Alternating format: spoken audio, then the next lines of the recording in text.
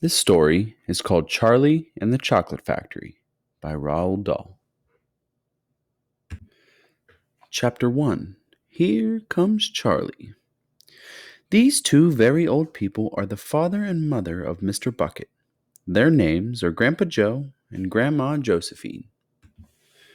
And these two very old people are the father and mother of Mrs. Bucket. Their names are Grandpa George and Grandma Georgina.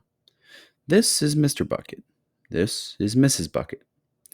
Mr. and Mrs. Bucket have a small boy whose name is Charlie Bucket. This is Charlie. How do you do? And how do you do? And how do you do again? He's pleased to meet you. The whole family of this family, the 6 grown-ups, count them, and little Charlie Bucket lived together in a small wooden house on the edge of a great town. The house wasn't nearly large enough for so many people, and life was extremely uncomfortable for them all. There were only 2 rooms in the place altogether, and there was only one bed. The bed was given to the 4 old grandparents because they were so old and tired. They were so tired they never got out of it. Grandpa Joe and Grandma Josephine on this side, Grandpa George and Grandma Georgina on this side. Mr. and Mrs. Bucket and little Charlie Bucket slept in the other room upon mattresses on the floor. In the summertime, this wasn't too bad, but in the winter, freezing cold drafts blew across the floor all night long. It was awful. There wasn't any question of them being able to buy a better house, or even one more bed to sleep in. They were far too poor for that. Mr. Bucket was the only person in the family with a job. He worked in a toothpaste factory, where he sat all day long at a bench and screwed the little caps onto the tops of the tubes of toothpaste after the tubes had been filled. But a toothpaste cap screwer is never paid very much money, and poor Mr. Bucket, however hard he worked and however fast he screwed on the caps, was never able to make enough money to buy 1/2 of the things that so large a family needed. There wasn't even enough money to buy proper food for them all. The only meals they could afford were bread and margarine for breakfast, boiled potatoes and cabbage for lunch, and cabbage soup for supper. Sundays were a bit better. They all looked forward to Sundays because then, although they had exactly the same, everyone was allowed a second helping. The Buckets, of course, didn't starve, but every one of them, the 2 old grandfathers, the 2 old grandmothers, Charlie's father, Charlie's mother, and especially little Charlie himself, went about from morning till night with a horrible empty feeling in their tummies. Charlie felt it worst of all, and although his father and mother often went without their own share of lunch or supper so that they could give it to him, it still wasn't nearly enough for a growing boy.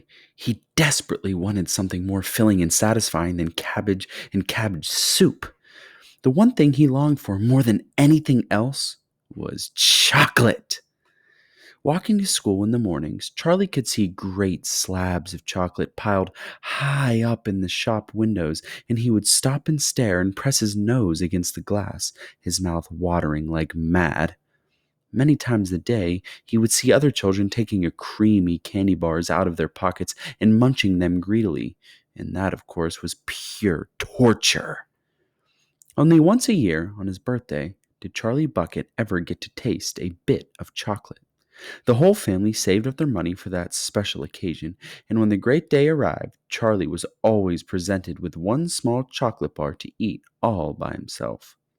And each time he received it on those marvelous birthday mornings, he would place it carefully in a small wooden box that he owned and treasure it as though it were a bar of solid gold.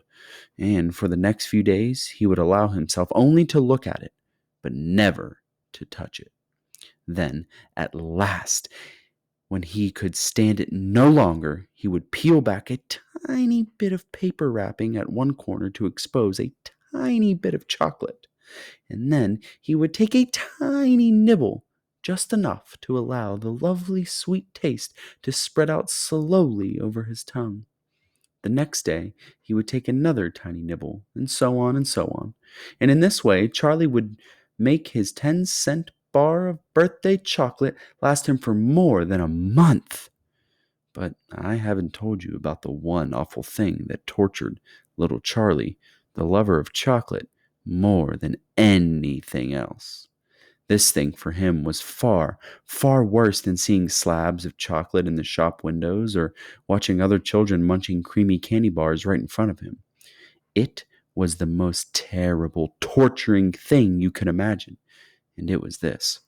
In the town itself, actually within the site of the house in which Charlie lived, there was an enormous chocolate factory.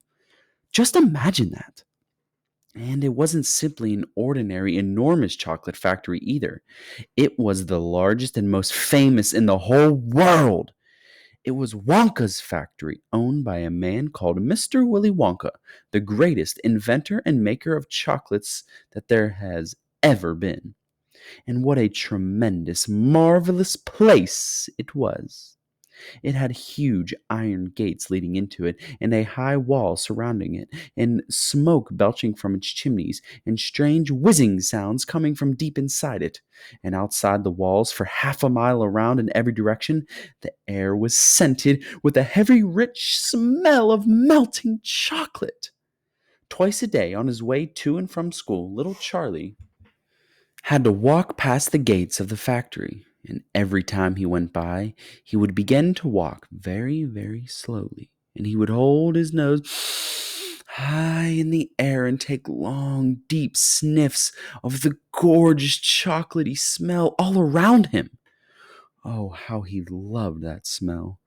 And oh, how he wished that he could go inside the factory and see what it was like.